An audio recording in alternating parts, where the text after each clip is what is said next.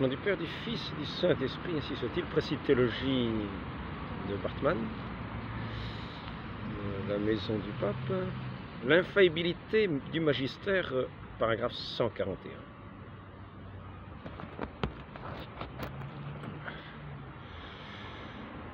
L'infaillibilité. Alors, le magistère ecclésiastique est infaillible dans l'annonce de la vérité divine. C'est deux fois, marqué deux fois.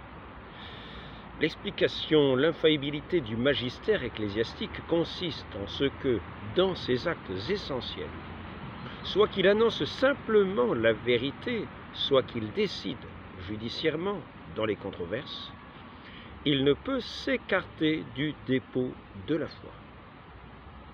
Depositum fidei. On parle ici du magistère vivant, bien sûr, c'est-à-dire des personnes.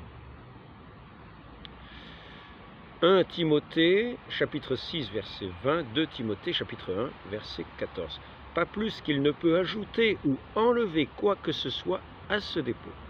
De cette infaillibilité active du magistère ecclésiastique résulte l'infaillibilité passive de l'ensemble de l'Église. Tous les fidèles étant subjectivement sûrs dans la foi qu'ils ont reçue de l'Église, qu'ils possèdent la vérité complète et que, dans cette conviction, ils ne peuvent se tromper. Inhérence. Ce dogme a été contesté par les protestants et avec une violence particulière par Calvin, qui parlait du concile. Les conciles disaient que c'était les oracles de Satan. Il l'a été aussi par les Grecs, dont nous parlerons à la fin de ce paragraphe.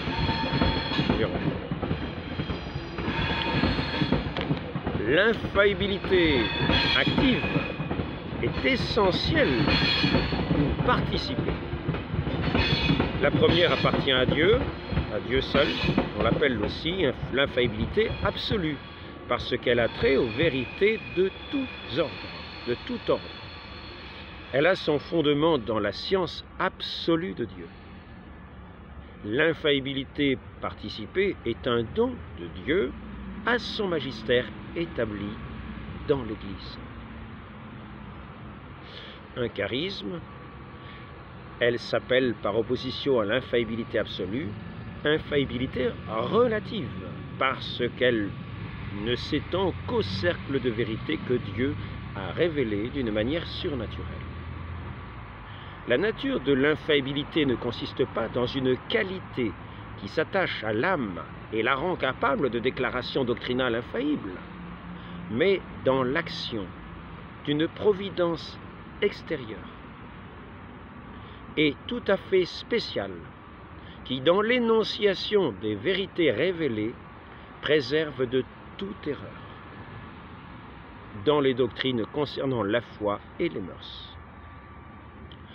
La théologie appelle cette providence particulière assistance divine, et en raison de son action qui préserve de l'erreur, assistance négative.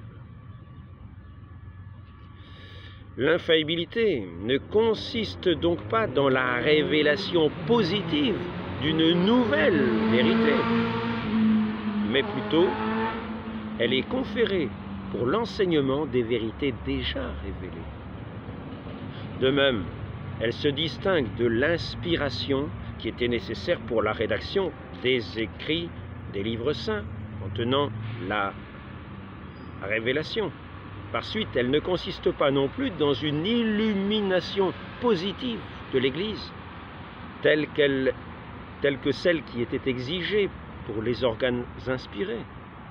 Ce qui suffit pour l'infaillibilité, c'est une assistance purement négative, c'est-à-dire qui préserve des erreurs dans l'énoncé, dont l'unique but est de garder exempt de toute erreur l'enseignement dans l'Église, du dépôt de la foi, qui est complet depuis la mort des apôtres, et d'assurer aux fidèles une certitude absolue de la foi subjective. Cette explication de l'assistance négative ne veut pas contester à Dieu la possibilité d'accorder aussi à son Église son assistance positive, afin que notamment elle donne ses déclarations en temps opportun, quand les circonstances extérieures le demandent.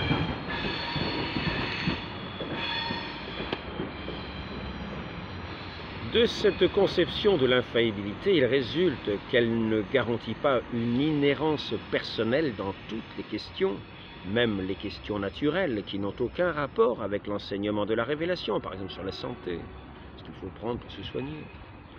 L'infaillibilité signifie encore moins une intégrité morale personnelle, comme le prétend parfois une polémique malhonnête ou égarée.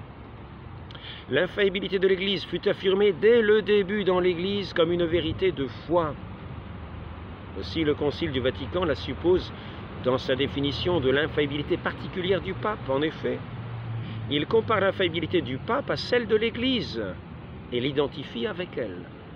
Le pontife romain jouit de cette infaillibilité dont le divin Rédempteur a voulu que soit dotée son Église dans la décision des doctrines de foi et de mœurs. S4, C4, Denzinger, 1839. Preuve, le Christ a expressément promis l'infaillibilité à son Église. Il dit aux apôtres, « Voici que je suis avec vous tous les jours jusqu'à la fin du monde. » Saint Matthieu chapitre 28, verset 20, l'expression « je serai avec toi » est souvent placée dans l'Écriture dans la bouche de Dieu, et cela toujours quand il veut confier à un homme ou à plusieurs une tâche importante et difficile. Par exemple, Exode 3, versets 10 à 12, Juge 6, versets 14 à 16, Jérémie 1, versets 8 à 19, 8 et 19, Genèse 21, verset 22, et Genèse 26, verset 3, et Genèse chapitre 31, versets 3 et 5, Saint Jean chapitre 3, verset 2, Actes des Apôtres, chapitre 10, verset 38. L'assistance de Dieu garantit alors le succès de l'entreprise. Le Christ promet ensuite aux apôtres l'assistance du Saint-Esprit. Il vous enseignera tout et vous rappellera ce que je vous ai dit. Saint Jean chapitre 14, verset 26. Il vous enseignera toute vérité. Saint Jean chapitre 16, verset 13. Ils ne doivent pas exercer leur magistère avant d'avoir reçu le Saint-Esprit. Saint Luc chapitre 24, verset 49. Cette preuve est renforcée par tous les arguments que nous donnerons plus loin pour démontrer la permanence de l'Église. Si d'après l'intention du Christ, l'Église devait être impérissable, il ne pouvait assurer ce résultat sans créer en elle une institution grâce à laquelle la foi, qui est le fondement de l'Église, demeura inébranlable et à l'abri de toute altération. L'erreur ne devait pas pénétrer dans cette Église que les portes de l'enfer ne domineraient pas. De même, la notion d'unité et d'unicité exige l'infaillibilité, car cette unité ne pourrait pas résulter extérieurement de l'accord accidentel de tous les fidèles, et cette unité pourrait encore moins, à supposer qu'un hasard la réalisât, être de longue durée. Le Christ devait donc donner à cette unité un fondement intérieur, s'il voulait que son Église la possède. Enfin, l'infaillibilité ressort de la rigueur avec laquelle le Christ exige l'obéissance envers son Église. Celui qui croira et est baptisé sera sauvé, celui qui ne croit pas sera condamné. Saint Marc, chapitre 16, verset 16. Le Christ n'aurait pas pu exiger la foi à la prédication de l'Église sous peine de perdre la vie éternelle, si les auditeurs devaient avoir même la plus légère possibilité de douter. Aussi, il ne craint pas de s'identifier totalement avec ses disciples quand ils exercent leur magistère. Qui vous écoute m'écoute, qui vous rejette me rejette. Saint Jean chapitre 13, verset 20, Saint Matthieu chapitre 10, verset 40, Saint Luc chapitre 10, verset 16. Les apôtres ont une pleine conscience de leur infaillibilité et par suite sont prêts à mourir pour leur prédication. Nous sommes témoins de ces choses, nous et le Saint-Esprit, dit Saint Pierre, au nom des apôtres, devant le Grand Conseil, Actes des Apôtres, chapitre 5, verset 32. Les décisions du Concile des apôtres débutent ainsi. Il a plu au Saint-Esprit et à nous. Actes des Apôtres, chapitre 15, verset 28. Saint Paul a cette parole forte. Et moi, en moi parle le Christ. Chapitre 2, deuxième livre aux Corinthiens, chapitre 13, verset 3. Écouter sa prédication, c'est écouter le Christ et Dieu lui-même. Le Christ fait justice de ceux qui ne connaissent pas Dieu et n'obéissent pas à l'évangile de notre Seigneur Jésus-Christ.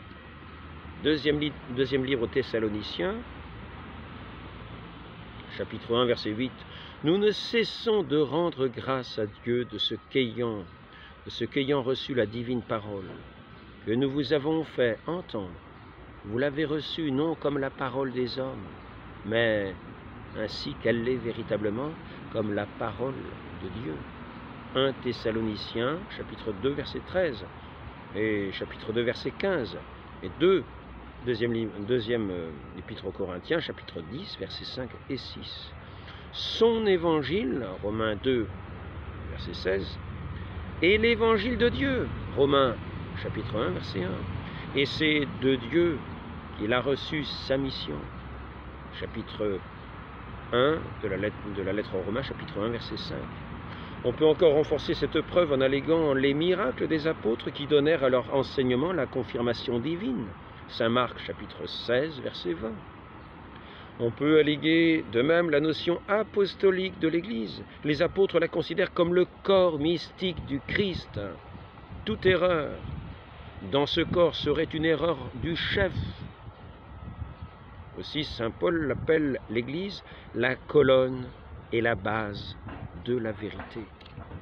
Première lettre à Timothée, chapitre 3, verset 15. Saint Paul appelle l'Église la colonne et la base de la vérité. 1 Timothée 3, 15.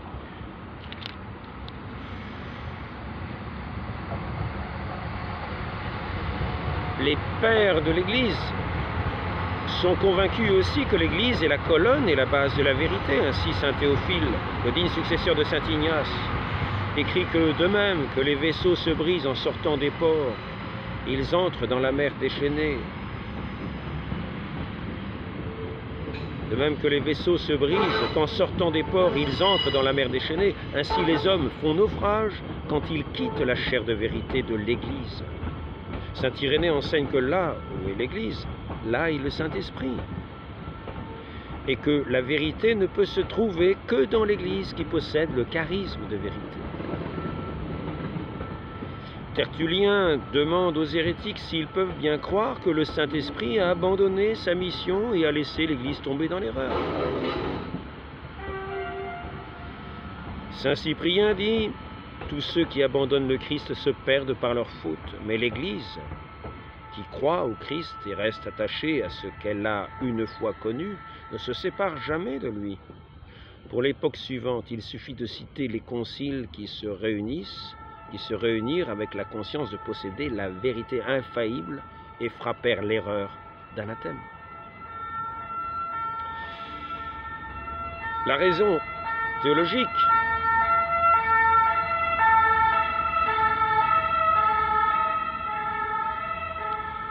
théologique juge que si l'Église a comme but de renouveler continuellement le monde par la vérité et la grâce, elle doit être perpétuellement et à travers toutes les vicissitudes de son existence terrestre en possession de ces deux moyens. En soi, et sans assistance divine particulière, une institution humaine n'est pas capable de maintenir la vérité intacte pendant une longue période, surtout si cette vérité est venue d'en haut et dépasse la raison humaine. Mais vérité et infaillibilité sont une équation parfaite. Membrum amputatum non sequitur spiritus. Augustin, sermon 267, 4. Au nom du Père, du Fils et du Saint-Esprit.